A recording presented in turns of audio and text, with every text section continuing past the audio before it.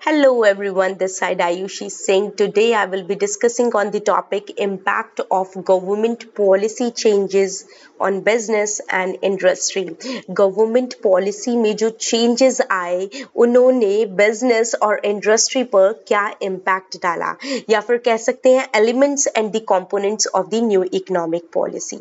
So we'll be talking about new economic policy here. New economic policy says what?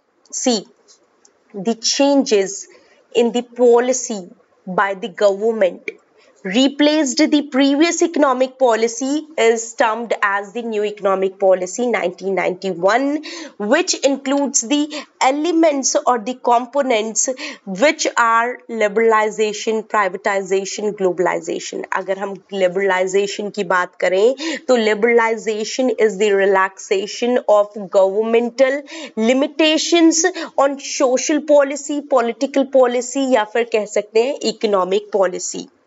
See, liberalization says that reduction of the government control so that business can run freely. या फिर हम कह सकते हैं interference of the government is reduced on the economic affairs. जब liberalisation आया तो licensing को फिनिश किया गया so that every person can establish a business easily. पहले बिजनेस को एस्टैब्लिश करना बहुत हार्ड होता था due to liberalisation. Now every person can start a business, every person can establish a firm और अ कंपनी. तो क्या है, प्राइवेटाइजेशन में क्वार्टर्स को फिनिश किया गया, ग्लोबलाइजेशन में हमने परमिट्स को फिनिश किया, export and import permits. Okay, now if I talk about new economic policy 1991, in order to accomplish the nation's macroeconomic goals, the Indian government implemented a series of revolutionary policy changes known as the new economic policy NEP in 1991, replacing the previous economic policy. If I talk about liberalization, liberalization says that, to put it simply, liberalization is the relaxation of the governmental limitations on the social, political and the economic policies. Economic policy liberalization is centered on reducing laws and restrictions established by the government to promote more participation from the private sectors. Now we will be talking about privatization. Privatization says that government-owned companies, when acquired by the private companies, then that is termed as privatization. या फिर हम कह सकते हैं government का जो ownership है that is acquired by the private sector. Transfer of the ownership or the management from the government to the private sector, that is termed as privatization. जब privatization हुआ तो new technologies, new investment, new creation, new creativity, new innovation methods आने शुरू हो गए, जिसकी वजह से हमारे बिजनेस, हमारे कंपनीज को इम्प्रूवमेंट मिला. हमारे business were able to compete with the rivals और the competitors. If I talk about globalization, globalization says that linking of the Indian economy to the world, or we can say connecting the Indian economy to the global reach. हमें अपनी Indian economy को global reach provide करना, या हमने अपनी Indian economy को global reach provide कराया, that is termed as globalisation. It is a very complex process, but हमारे लिए globalisation is very much helpful. क्योंकि क्या हुआ, जब परमिट्स फिनिश किए गए तो एक्सपोर्ट और इंपोर्ट इजी हो गया. नाउ हम अपने इंडियन प्रोडक्ट को फॉरेन कंट्री में सेल कर पा रहे हैं और फॉरेन कंट्रीज के प्रोडक्ट को इंडिया में यूज कर पा रहे हैं. सो दैट अब हम घर बैठे बैठे अपने प्रोडक्ट को वहां एक्सपोर्ट करके, दूसरी कंट्री में एक्सपोर्ट करके मनी, जो हमारा फॉरेन करेंसी है, उसको हम इंडिया में लेकर आ पा रहे हैं, जिससे हमें ही फायदा हो रहा है. और जो टेक्नोलॉजीज हमें फॉरेन कंट्रीज से अपनी इंडिया में चाहिए, वो टेक्नोलॉजीज हम इंडिया में ला पा रहे हैं. So this is globalisation.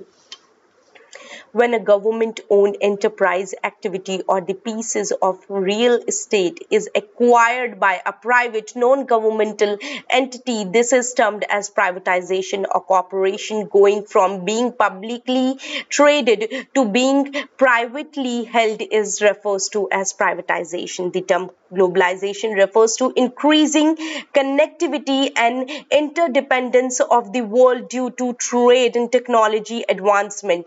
The resulting social and economic change are encompassed within the scope of the globalization. Now, हमारी गवर्नमेंट पॉलिसी की चेंजेस से हमारे बिजनेस को या एंटरप्राइजेस को क्या इम्पैक्ट हुआ? Increasing competition increase हुआ, increasingly demanding customer, technology environment is changing quickly, change is required, human resource development is necessary, concentrate on the market, loss of the public sector budgeting support, multinational corporation threat, vulnerability of the company, a strong emphasis on the export. We'll be talking about 7 points. क्यों? क्योंकि 7 points ही enough है इस question के लिए. 10 points लिखोगे तो आपका time ज़्यादा waste होगा. आप 7 points ही लिख सकते हो. Increasing competition says what? See, before 1991 competition नहीं था, कंपनी प्रोडक्ट प्रोड्यूस करती थी, कंज्यूमर प्रोडक्ट को कंज्यूम कर लेता था. But after 1991 foreign companies entered into the market. वो कंपनीज इतनी high technology, high innovation, high facility, high methods के थ्रू प्रोडक्ट को क्रिएट किए हुए थी और इतने अच्छे से अपने बिजनेस को एक टेक्नोलॉजी से लेकर, इनोवेशन से लेकर सब कुछ परफेक्टली लेकर बैठे हुए थी कि हमारी इंडियन कंपनी उनके सामने सर्वाइव नहीं कर पाई. Due to which these companies product was sold, when sold in the market the customer attracted towards these product and they purchase the product of the foreign country rather than purchasing the Indian product. तो फिर क्या हुआ? Indian companies को loss हुआ. Due to which increasing competition की वजह से अब कंपनी को, इंडियन कंपनी को भी उस राइवल कंपनी के साथ, उस कॉम्पिटिटर के साथ कॉम्पिटिट करना पड़ा, अपने बिजनेस में मॉडिफिकेशन लाना पड़ा, अडेप्टेड दीज चेंजेस और we can say these innovations, technologies और फैसिलिटीज अपनी बिजनेस में भी इंटरनल एनवायरनमेंट में लाना पड़ा. तो अब जब वो प्रोडक्ट प्रोड्यूस हुआ, that product is now grabbed by the customers. क्योंकि क्या, कस्टमर्स को अब वो प्रोडक्ट उसके कंपैरिजन अच्छा लगा. नाउ फॉरेन कंट्रीज जो प्रोडक्ट बनाकर दे रही थी, नाउ हमारी कंपनीज भी वही प्रोडक्ट बनाकर दे रही हैं. Now customers are preferring that product as well as your product, your company's product, Indian company's product. तो क्या हुआ?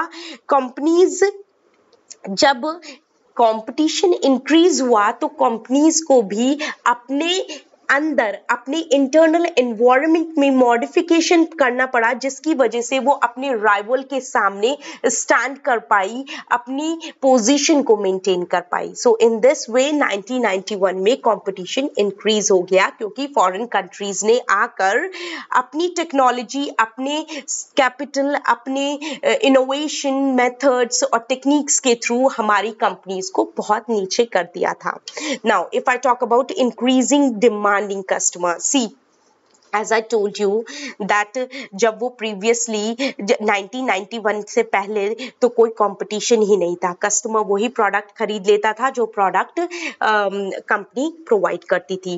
बट 1991 के बाद जब फॉरेन कंपनीज एंटर की हमारे मार्केट प्लेस में, तो अब कस्टमर के पास is lots and lots of choice. Now customer is preferring the product but choosing the product from the 10 products पड़े हुए हैं उसके सामने. Now the customer is purchasing the best one.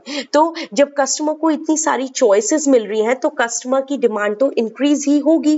अब क्या है, जब फॉरेन प्रोडक्ट भी अवेलेबल है, इंडियन प्रोडक्ट भी अवेलेबल है, तो जो प्रोडक्ट उस कस्टमर को अच्छा लगेगा, then that product will be consumed by that customer. तो क्या हुआ, इतना कंपटीशन हो गया था कि हमारी कंट्री में हमारी कंपनीज भी उस लेवल तक सरवाइव करने के लिए अपने आप को मॉडिफाई कर रही थी, सो दैट उस कस्टमर की इंक्रीजिंग डिमांड को सेटिस्फाई कर सके।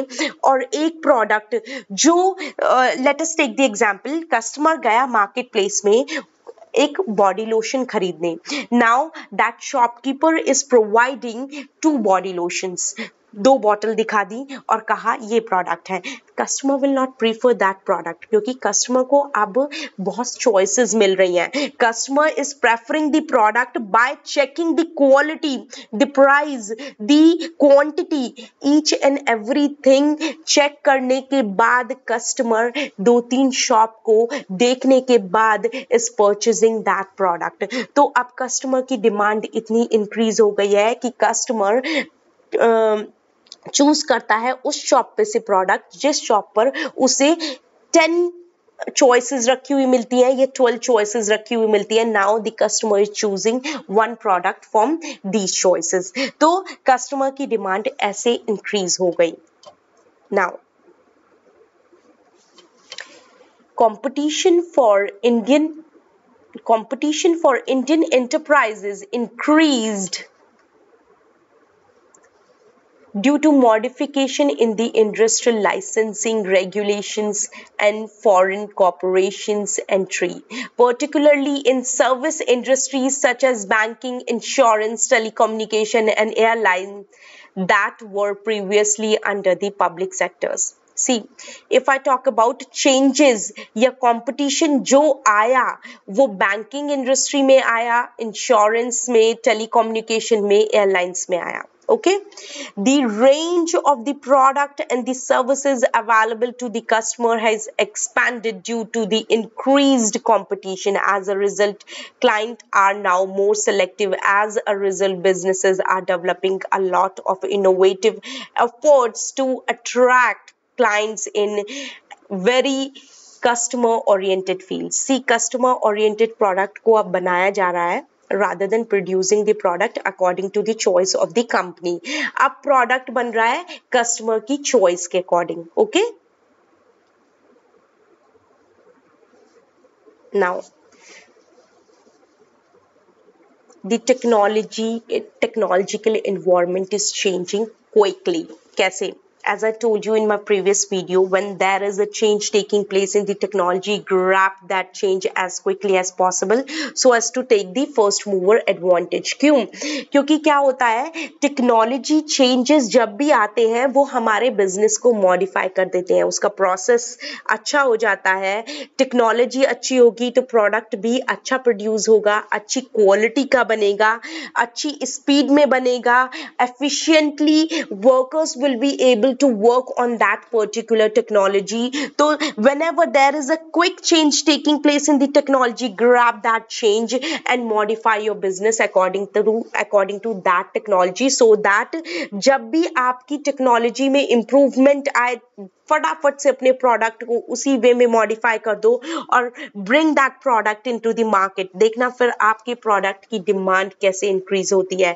Customer will prefer that product only. तो जब 1991 में टेक्नोलॉजी वाली फॉरेन कंट्रीज जो टेक्नोलॉजी लेकर आई थी, that technology was so fast, so efficient कि हमारी Indian companies was not able to compete with that technology.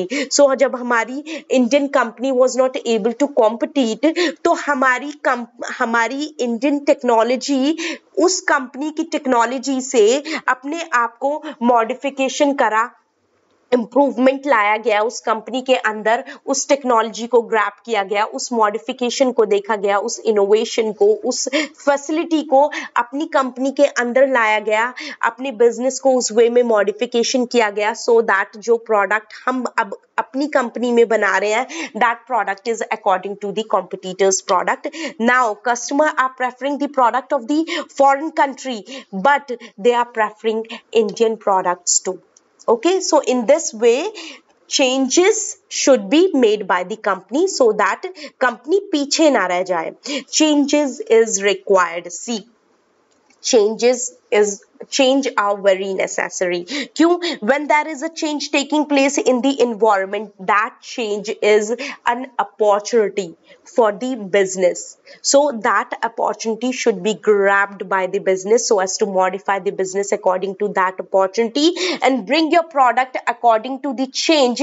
जब वो change हो रहा है तभी आपने अपने प्रोडक्ट में चेंज कर दिया तो आपके प्रोडक्ट एक उस लेवल पर पहुंच गया जो न्यू क्वालिटी प्रोडक्ट है, न्यू इनोवेटिव प्रोडक्ट है, और न्यू क्वालिटी प्रोडक्ट है, न्यू इनोवेटिव प्रोडक्ट है, तो customer will prefer that product only, और आपके प्रोडक्ट की डिमांड अच्छी होगी तो आपका प्रॉफिट अच्छा होगा। तो क्या है, 1991 में जब फॉरेन कंट्रीज अपनी कंपनीज को इंडिया में स्टैब्लिश करने लगी थी, इंडिया में जब फॉरेन कंट्रीज एंटर करनी शुरू हुई थी तो दे वर सो एडवांस्ड कि हमारे इंडिया को भी अकॉर्डिंग टू द चेंज बदलना पड़ा, मॉडिफिकेशन करना पड़ा, और उस चेंज के अकॉर्डिंग अपने प्रोडक्ट को लाना पड़ा, मार्केट प्लेस पर बेचना पड़ा, तभी हमारे कस्टमर्स ने हमारे इंडियन प्रोडक्ट्स परचेज किए। Human resource development says what? Human resource development is necessary means what? Human resource, as I told you in my previous video, is a very valuable asset of the company. एक valuable asset है human resource हमारी company के लिए। If the employees are motivated, skilled, trained, या फिर हम कह सकते हैं committed towards the work, responsible है, efficient work करना जानते हैं, then these employees will bring our company to the top. Otherwise वो हमारी कंपनी को नीचे घसीट देंगे, क्योंकि क्या है, जब ह्यूमन रिसोर्स अच्छी होगी, जब एम्प्लॉयज अच्छे होंगे, जब वर्कर्स अच्छे होंगे हमारी कंपनी के अंदर, then these workers will be performing the work in more efficient way. वो बहुत मोटिवेटेड होंगे, उनका एटीट्यूड भी अच्छा होगा टुवर्ड्स द वर्क, तो वो वर्क को ऑन टाइम फिनिश कर पाएंगे और वो अपने जो बिजनेस के गोल है उसको बहुत रिस्पॉन्सिबल वे में अचीव कर पाएंगे, तो वो हमारे बिजनेस के लिए ही फायदेमंद है। तो क्या है कि ह्यूमन रिसोर्सेज को डेवलप करते रहना चाहिए। When there is a change taking place in the environment, according to that change human resource या एम्प्लॉयज में डेवलपमेंट आते रहना चाहिए। टेक्नोलॉजी चेंज आया, अपने बिजनेस में टेक्नोलॉजी चेंज की, अपने एम्प्लॉयज को ट्रेन किया, कुछ स्पेशलाइज्ड या ट्रेन्ड एम्प्लॉयज को बुलाया, उन्होंने आपके एम्प्लॉयज को टीच किया रिगार्डिंग दैट टेक्नोलॉजी, और आपने अपने बिजनेस में उस टेक्नोलॉजी का मॉडिफिकेशन किया, वो चेंज लेकर आए, तो आपका बिजनेस अप टू डेट हो गया। Now your business is ready to fight towards the rival, जो तुम्हारे सामने खड़ा हुआ है, अब वो